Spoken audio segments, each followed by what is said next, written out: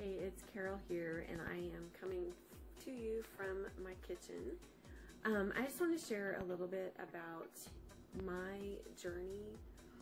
The past plan, spent most of last year in bed because of the pain, and back and forth to physical therapy, and just a lot of different treatments and medications and things.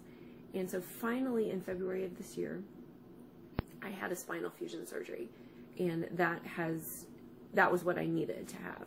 So we tried to correct without surgery, and that just didn't happen. It wasn't correctable without surgery. So I have been, well, and for several years, I've been kind of in a weight loss slump. I haven't really, I mean, I've gained about 20 pounds in 5 years, which isn't too bad. But I was having trouble taking it off. And so my husband, Carl, whom you'll meet, and most of you know him too, but you'll get a chance to know him better when we record a video together. And actually, he decided several months ago to get on the keto bandwagon. He has struggled for years and years with his weight, and just got to a point where he lost a lot of weight, and he's kept it off, but he's plateaued for years now and hasn't taken it off.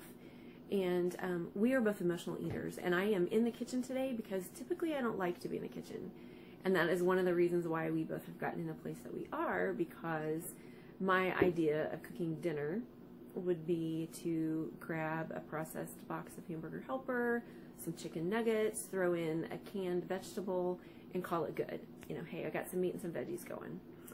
Anything I could do in 30 minutes or less. So lots of spaghetti, lots of pasta. You know, I would throw in a salad, but nothing healthy. Lots of processed food.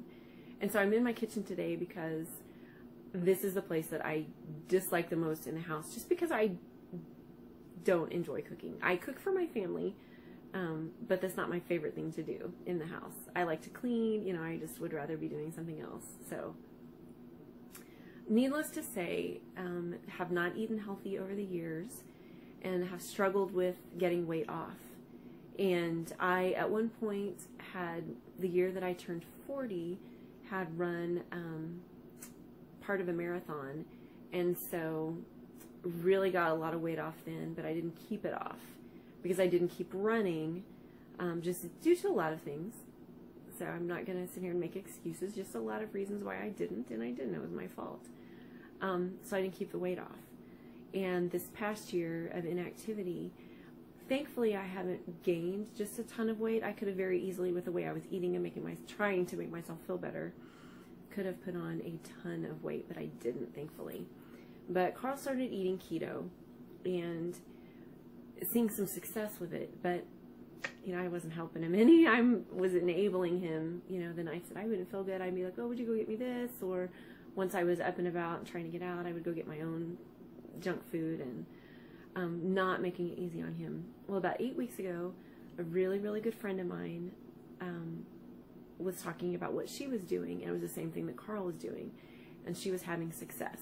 And great success. And she just happened to call me one morning with another question, and I had been talking to Carl about what I needed to do, and all of a sudden it just clicked when I was talking to her. This is what I need to do. And she told me, she said, only do it if you're completely serious. You have to be serious about doing this, or don't do it. Don't waste your time. And so I got serious that day. I had cupcakes in the house because it was the day after Mother's Day. I had Mother's Day cupcakes in the house. I threw the last one away.